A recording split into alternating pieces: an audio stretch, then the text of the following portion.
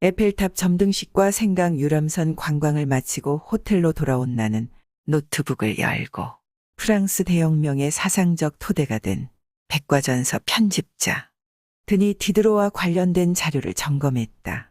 디드로는 19세의 가톨릭 소속 예수회가 운영하는 대학교에 입학했다가 학업을 포기하고 21세 무렵부터 계몽주의 주창자가 됨과 동시에 수도자의 세 가지 서원, 청빈, 정결, 순종을 다음과 같이 비판했다.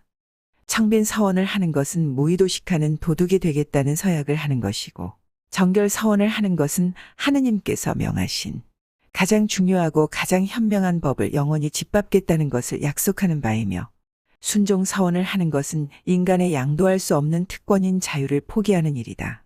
그러므로 이러한 모든 서원을 지키면 하느님께 죄인이 되는 것이고, 지키지 않으면 맹세를 어기는 사람이 된다. 따라서 수도자는 광신자나 위선자가 될 수밖에 없다. 소설 수녀에 등장하는 쉬잔 시모냉을 통해서 디드로가 한 말이었다. 수녀원 제도를 비판한 이 소설은 1760년 집필을 시작했고 작가 사후 12년이 지난 1796년 초판이 발행되었다. 그 사이 프랑스 사회에서는 프랑스 대혁명과 같은 매우 급진적인 변혁이 일어났다. 그럼에도 불구하고 이 소설은 여전히 큰 스캔들을 일으켰으며 프랑스의 여러 지역에서 금서 판결을 받았다. 이 소설은 부모의 강요로 수녀가 된 쉬잔 시모냉이 크루아마르 후작에게 자신의 과거를 알리고 도움을 청하는 편지 형식의 글이다.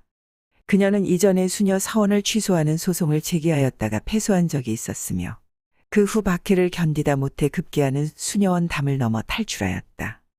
그러나 짧은 생애의 대부분을 수녀원에서 보낸 그녀에게는 도와줄 사람이 없었다. 종교 경찰에 쫓기는 상황에서 그녀의 사건에 호의적인 관심을 보여주었던 마음씨 좋은 늙은 귀족에게 도움을 호소하기에 이르렀던 것이다. 고대 로마에서도 계몽주의, 드니 디드로가 편집한 백과전서와 유사한 플리니우스 박물지가 있다. 플리니우스가 편집한 박물지는 천문학, 지리학, 수학, 민족학, 인류학, 생리학, 동물학, 식물학, 농업, 원예학, 약학, 광물학, 조각, 예술 및 보석 등과 관련된 약 2만여 개의 항목을 여러 종류의 다른 문헌을 참조하면서 상세하게 기술했을 뿐만 아니라 풍속적 설명과 이용 방식 등을 곁들여 설명했기 때문에 모든 지식의 해석을 의미하는 오늘날의 백과전서였다. 드니 디드로가 편집한 백과전서는 지식을 집대성한 사전적 의미와 함께 사람들 생각을 변화시키는 데 있었다. 플리니우스 박물지도 동물, 식물, 광물, 지질 따위의 사물이나 현상을 종합적으로 기록한 책이란 뜻이기도 하려니와 플리니우스 관심사는 자연 풍경을 널리 알림과 동시에 인간의 삶을 향상시키는 데 있었다. 그러기 때문에 중세 르네상스 맹아는 고대 로마에서 싹트기 시작했다고 봐야 한다. 그러나 이른 봄꽃 샘추위 마냥 문명시대 여명기 먹구름이 몰려오면서 고대 로마뿐만 아니라 인류 문명사 전반에 걸쳐 역사적 퇴행으로 빠져들게 된 것이라고 볼 수 있다. 중세 르네상스 맹아가 고대 로마에서 싹트기 시작했다는 증거는 무수히 많다. 카이사르는 기원전 45년을 문명시대 원년으로 율리우스력을 공포했다. 이집트인들은 인류가 만든 달력 중에서 가장 지성적인 달력을 사용하고 있었는데 그것을 채택했다. 카이사르는 원로원 인원을 600명에서 900명으로 늘린 다음 새로 로마에 편입된 속주와 갈리아 대표들에게도 원로원 의석을 주면서 증언했다. 이것은 현대 유엔 기구와 유사한 국제 모임이었다. 현대 유엔은 전 세계 거의 모든 국가를 아우르는 국제기구이다. 1945년 10월 24일 제2차 세계대전 종전 이후 출범했다. 설립 목적은 국제법, 국제적 안보 공조, 경제개발 협력 증진, 인권 개선으로 세계 평화를 유지하는 데 있다. 유엔 가입 국가는 총 193개국이다. 이처럼 2000여 년 전에 살았던 카이사르는 미래를 정확하게 예견한 창조적 천재였다. 시대적 요구에 기여하면서 공이 큰 사람들도 있었다.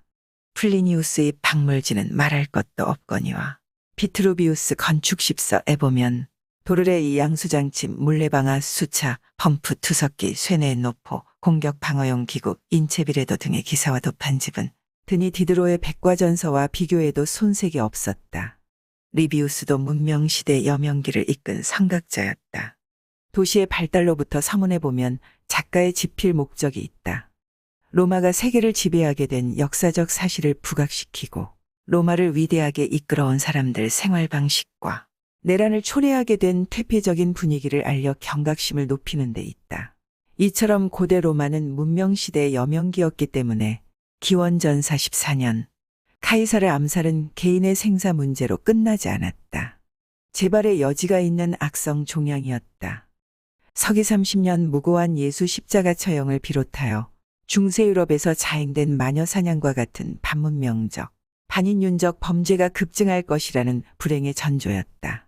문명의 선각자 카이사르 암살과 무고한 예수 십자가 처형이 자행되지 않았다면 인류 문명사는 어떤 모습이었을까? 보나마나 선엄정 열등의식에 빠진 납빈 니고데모와 아리마대 요셉이 예수 시신을 동굴 무덤에 방치하면서 생겨난 부활한 메시아 기독교가 만들어지지 않았다. 그와 동시에 중동의 이슬람교도 생겨나지 않았다. 서기 622년 정적들로부터 쫓김을 당한 무함마드가 메카로부터 메다니로 이주해왔다. 무함마드가 메다니 유대인들로부터 부활한 메시아 얘기를 듣고 관심을 보이니까 유대인들이 열성적으로 복음을 전파했다. 그들은 종파분자들이라서 서로 싸움질을 하니까 무함마드는 어느 편에도 가담하지 않았다. 그 대신 바울이 기독교를 창시한 것처럼 무함마드도 유대교 유일사상과 구약을 기반으로 이슬람교를 창시했다. 신구약 성경이 서기 382년 확정되었는데도 불구하고 무함마드는 신약 성경에 대해서는 관심을 보이지 않았기 때문에 유대인들과 사이가 멀어지면서 원수지간이 되었다. 문맹자였던 무함마드는 메카 근교 히라산 동굴에서 천사 가브리엘을 통해 유일신 알라의 계시를 받았다고 말한 다음 사망할 때까지 구술한 것을 누군가가 받아 적으면서 코란이 만들어졌다. 코란에서의 예수는 십자가에 못 박혀 죽지도 않았고 사흘 만에 부활하지도 않았다.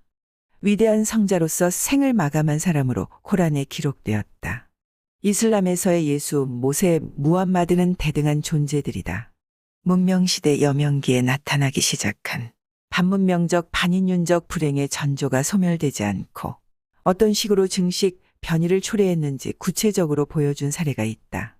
책의 도시 베네치아 알도 출판사에서 1511년에 발행한 에라스미스의 우신예찬과 1516년 라틴어 신약성경을 다시 그리스어로 번역한 신약성경이 있다.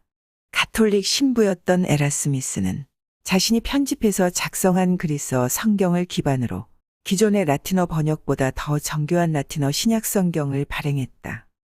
이처럼 개정과 증보판을 발행한 에라스미스는 성경에 대한 해박한 지식을 갖고 있었다. 아이들 조기교육에도 관심이 많았던 에라스미스는 어린이 자발성과 개성을 존중한 어린이의 교육에 대해서를 1529년에 출간했다. 그가 쓴 많은 책 중에 우신예찬도 있다.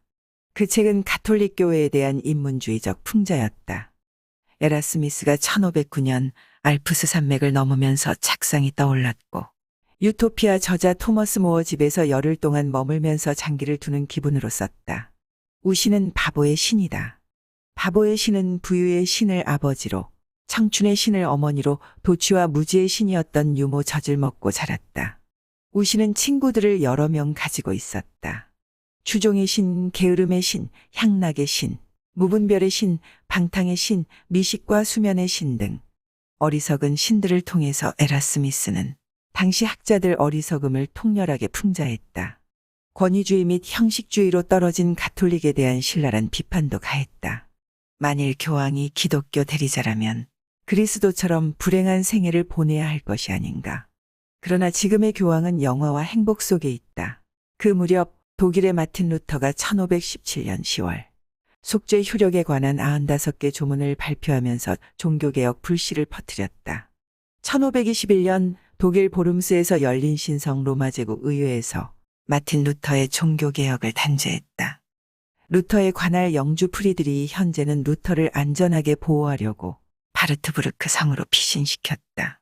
루터는 그곳에 머물면서 에라스미스의 신약 성경을 독일어로 번역하고 1522년 9월에 출간했다. 루터는 에라스미스의 지지를 얻으려고 여러 번 요청했으나 에라스미스는 종교개혁에 동참하기를 거부했다. 루터는 과격한 선동가였다. 믿음으로 모든 이성과 의문을 발밑에 두고 깔아뭉개야 한다. 루터는 한 발 더 나아가 성경의 내용이 의심스럽다거나 다소 앞뒤가 맞지 않더라도 부정하지 말고 무조건 믿어야 한다고 주장했다. 신약 성경 번역과 개정 증보판을 출간하면서 내용을 속속들이 알고 있었던 에라스미스는 루터야말로 터무니없는 주장만 내세우는 바보처럼 보일 수밖에 없었다. 에라스미스는 1524년 자유의지를 혹평함에 대하여를 발표하면서 루터에게 나를 가슴 아프게 하는 것은 귀하에 오만하고 무례하고 반골적인 본성으로 인해 온 세상이 무장을 하고 있다는 사실입니다. 귀하는 폭풍이 잠잠해지는 것을 저지하는 게 가장 큰 목적이라도 되는 듯이 모든 것을 뒤죽박죽으로 만들고 있습니다. 에라스미스의 격언집에 보면 피타고라스의 격언을 다음과 같이 설명했다. 모든 것을 공유한다는 말을 심사숙고해 본 사람이라면 아마도 인간의 행복 모두가 이 한마디에 담겨 있음을 알게 될 것이다. 예수께서 설파하려 하셨던 것 또한 이것이 아니고 무엇이겠는가? 예수가 가르치신 단 하나의 가르침, 그것은 사랑이며 이 단 하나의 가르침에 모든 세상의 규칙과 법률이 매달려 있는 것이다. 이러한 사랑이 우리에게 가르치고 있는 바, 그것은 다름 아니라 모든 것을 모든 사람이 공유한다는 원칙이지 않은가. 이성적 존재였던 에라스미스는 드니 디드로처럼 기독교 신앙을 버릴 수도 있었다. 그런데도 그렇게 하지 않았다. 타협과 관용, 그리고 사랑을 구현하려고 에라스미스는 일생을 헌신적으로 살았지만 개신교로부터 외면당하고 가톨릭으로부터 이단 취급을 받고 좌절감으로 괴로워하다가 스위스 바젤에서 숨을 거둘 때 비가마기 짝이 없는 말을 남겼다. 하느님이시여. 독일에서 루터가 1517년 종교개혁을 선창하니까 스위스의 치빙글리도 동참했다. 치빙글리는 과격한 성격의 소유자였다. 가톨릭을 배척하면서 성경의 가르침에 따라 사회의 규범을 단번에 뜯어 고치려고 했다. 성경을 문자적으로 해석하면서 청빈을 강조했고 여행객에게 숙식을 제공하면서 돈을 받는 행위도 옳지 않다고 말했다. 젊은이들이 외국에 나가 용병으로 돈을 버는 것도 하나님의 뜻에 어긋난다면서 못하게 했다. 그렇게 되니까 산악지역에 거주하는 스위스 사람들이 치빙글리를 멀리하면서 다시 가톨릭 신도가 되었다. 1536년 장로교회를 창설한 프랑스 출신 칼빈도 기독교 강요를 발표하면서 십계명, 사도신경, 주기도문을 비롯하여 성경과 부활한 그리스도를 의심하지 말고 믿으라고 했다. 이처럼 우후죽순 종교개혁 단체가 생겨나니까 가톨릭 지지 세력도 새로 생겨났다. 스페인 상위군인 출신 로율라와 프란시스코 사비에르는 1534년 파리 몽마르트 빈민촌에서 예수회를 결성했다. 가톨릭의 전폭적인 지지를 받게 된 예수회는 1547년 최초로 대학도 설립하고 청소년을 대상으로 엘리트 교육에 주력하면서 선교사를 양성한 다음 바다 건너 이교도에 대한 개종교육을 전개하면서 가는 곳마다 현지화 전략으로 가톨릭을 전파했다. 인도의 서부 연안 고아를 근거지로 중국, 일본, 베트남 등 동아시아 선교 사업으로 현지에 뿌리를 내리고 번창했다. 예수의 선교사들은 원주민들의 언어와 문자를 배워가면서 그곳 사상과 문화를 먼저 파악한 다음 학교를 세우고 자신들 교리를 전파하는 현지적 응주의 전략으로 세력을 넓혀나갔다. 그 무렵 유럽의 상인들도 조총이나 대포를 비롯하여 무기와 탄환을 해상무역을 통해서 도처의 원주민들에게 팔았다. 그렇게 되니까 예수의 소속 선교사들은 무기 거래상들과 정보를 주고받으면서 전쟁을 부추겼다는 의혹을 샀다. 1549년 선교사 사비에르가 일본 가고시마에 와서 가톨릭을 전파했다. 예수회는 현지에 학교를 세우고 일본인 사제들을 배출했다. 그로부터 43년이 지난 1592년 조총으로 무장한 왜군이 임진왜란을 일으켰을 때 예수의 일본인 사제들이 따라다니면서 무고한 조선인들을 학살하고 괴로워하는 왜군 병사들 고해성사를 받았다. 고해성사는 양심의 가책이나 죄의식에서 오는 강박관념에서 벗어날 수 있도록 도와주는 가톨릭 특유의 면죄부 의식이었다. 예수회가 임진왜란 배후 세력이었다는 증거는 왜군 깃발 중에 십자가 표시가 있는 것을 보더라도 알 수 있다. 가톨릭을 비난하는 디드로를 예수회가 고발했고 뱅세느 감옥에 수감된 디드로와 예수의 의싸움이 이때부터 시작되었다. 뱅세느 감옥에 있을 때 디드로는 유물론적 인식론이 완성되었을 뿐만 아니라 맹인에 관한 서한과 허위로 가득 찬 세계를 고발한 운명론자 자크, 철학자의 권위적 논의가 무례하네 어설픈 얘기에 역전되는 라모의 조카도 발표했다.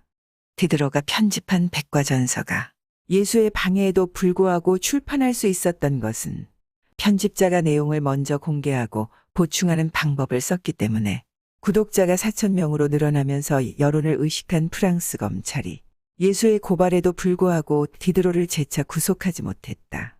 나는 이와 같은 사실을 인터넷 검색으로 알아냈다. 그러니까 오늘날의 인터넷은 고대 로마인 플리니우스 박물지와 중세드니 디도로가 편집한 백과전서 개정 증보판이고 계몽주의 시리즈 완결이라고 볼 수 있다.